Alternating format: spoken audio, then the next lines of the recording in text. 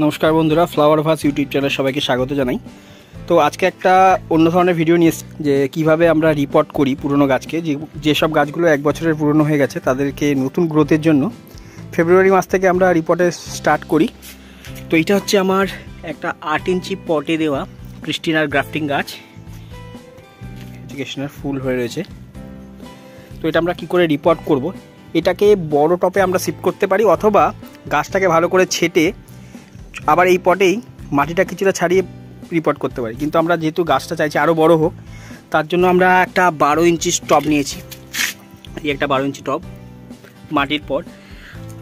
তো এটা চলো দেখাই আমরা কি করে প্রথমে এটাকে মাটিটাকে ছাড়াবো। এটা আমরা প্রথমে আমরা একটা উঁচু পিলারের মধ্যে এরমভাবে ঠুকবো।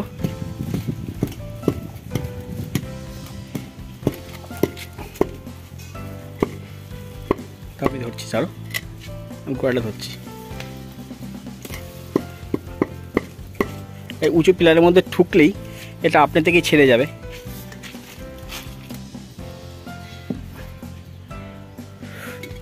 এই যে পুরো বেরিয়ে এলো গাছটা। দেখো গাছটা কত রুট বাউন্ডিং হয়েছে, একটু তুলে দেখাও। পুরো রুটে ভর্তি হয়ে গেছে, তাই গাছটা আর গ্রোথ নিচ্ছে না। তাই আমরা এই রুটটা কিছুটা কেটে, অনেক মোটা মোটা রুট হয়ে গেছে, এই যে দেখো কত মোটা রুট হয়েছে। তো আমরা রুট কিছুটা ছাড়িয়ে, মাটি ছাড়িয়ে তারপর আবার নতুন পটে দেব।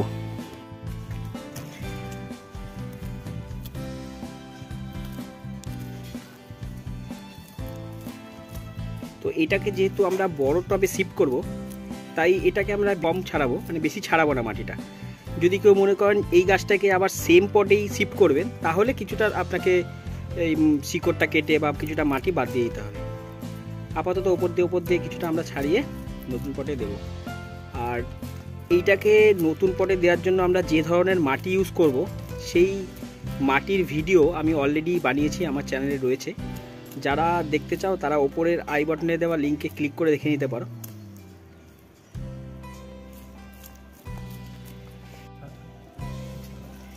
এই যে একটা বড় রুট আমরা বাদ দিয়ে দিলাম কেটে।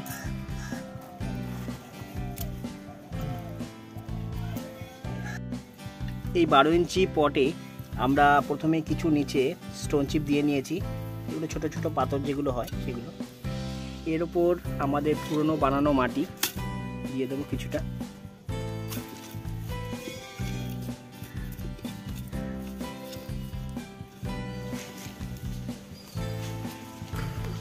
তো আমরা গাছটাকে একদম মাঝ বরাবর বসাবো।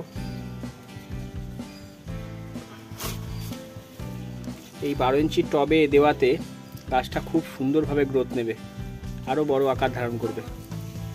চারদিক দিয়ে আমরা মেজারমেন্ট করে নেবো যে মাঝখানে হয়েছে কিনা।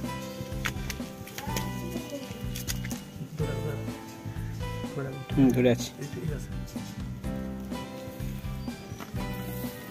এবার সাইড দিয়ে মাটি দিয়ে। আর অনেকেই প্রশ্ন করেন যে মাটির পট না প্লাস্টিক পট কোনটা ভালো। সবসময় বেস্ট বলবো মাটির পট, কারণ মাটির পট দিলে যতটা জল নেওয়ার গাছ নিয়ে নেয়, বাদ বাকি এই ইভাপোরেট হয়ে সাইড দিয়ে টব দিয়ে বেরিয়ে যায় যেহেতু মাটির। কিন্তু প্লাস্টিকের টবে সেটা হয় না, অনেক জল জমে থাকে, শিকড় প্রচুর ড্যামেজ হয়। কিন্তু প্লাস্টিক টব আমরা বাধ্য হয়ে ব্যবহার করি, কারণ একদিকে সস্তা আর দ্বিতীয়ত পড়লে ভাঙে না। চৈত্র বৈশাখ মাসে যে আমাদের ঝড় ঝঞ্ঝা হয়, তার ফলে অনেক টব পড়ে গিয়ে নষ্ট হয়ে যায়। তার জন্য প্লাস্টিক পট বেস্ট। কিন্তু প্লাস্টিক পট ব্যবহার সবাই করছে, তো আমরাও সেটা করি। কিন্তু আমরা চেষ্টা করি যেসব গাছগুলো 1 বছরের পুরনো হয়ে গেছে, যাদের শিকড়টা খুব বেশি হয়ে গেছে, সেগুলো আমরা প্লাস্টিক পটে দেওয়ার চেষ্টা করি, তাতে সুবিধা হয়। কিন্তু প্রথমেই যদি আমরা মাটির পট ব্যবহার করতে পারি, তাতে সুবিধা হয়, তাতে গাছটার খুব সুন্দরভাবে বেড়ে ওঠে। আর না হলে গাছটা ড্যামেজ হওয়ার চান্সেস সবসময় বেশি থাকে।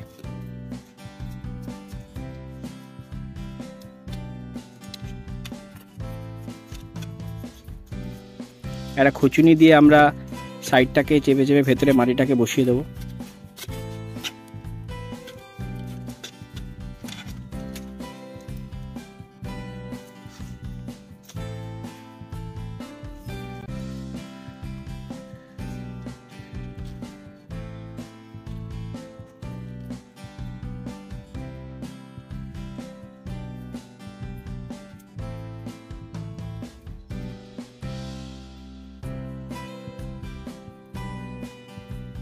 আর এই রিপোর্টিং সিজনটা বলে দিই, রিপোর্টিং সবসময় আমরা বর্ষার আগে মানে ফেব্রুয়ারি থেকে, যেহেতু গাছের নতুন গ্রোথ চালু হয়, শীতকালটা তো ডরমেন্সি পিরিয়ড থাকে, গাছের বৃদ্ধি হয় না, শিকড়েরও তেমনভাবে বৃদ্ধি হয় না, তাই ফেব্রুয়ারি মাস থেকে যেহেতু ডরমেন্সি পিরিয়ড কেটে যায়, নতুন গাছের গ্রোথ আসে, সেই সময় আমরা রিপোর্টিং শুরু করি। তো মোটামুটি আপনারা একদম প্রচণ্ড গরম ছাড়া বর্ষার আগে মানে ফেব্রুয়ারি মাস থেকে শুরু করে বর্ষার আগে পর্যন্ত রিপোর্টিং করতে পারে। কারণ প্রচণ্ড গরম থাকে, সেই সময় না করাই ভালো। আর সেই সময় যদি কোনো রকম বাধ্য হয়ে করতে হয়, তবে অবশ্যই গাছকে এই রকমভাবে রিপোর্ট করার পর ছাওয়ায় রাখতে হবে 1 সপ্তাহ। আর আপাতত এই গাছটাকে আমরা সেমিশেড এরিয়াতে রাখবো, যেখানে হালকা আলো আসবে। আমাদের মোটামুটি সেটিং হয়ে গেছে মাটির। এরপর আমরা টব ভর্তি করে জল দেব। তাতে কি হবে, যে ফাঁকা জায়গাগুলো থাকবে মাটির ভেতরে, সেগুলো পূর্ণ হয়ে যাবে, ভরাট হয়ে যাবে এবং মাটিটা সেটিং হয়ে যাবে সুন্দরভাবে। তো এই দেখলেন আপনারা একটা রিপোর্টিংয়ের ভিডিও। এরপর আমরা জল দেব।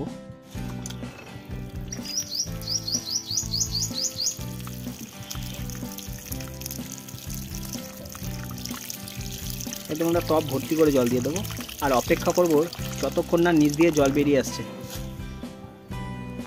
তো প্রথমবারে যে আমরা জল দিয়েছিলাম তাতেই মাটিতে জল টেনে নিয়ে বাদবাকি অংশ জল নিচে বেরিয়ে গেছে। তো আমাদের আর জল দেওয়ার প্রয়োজন নেই।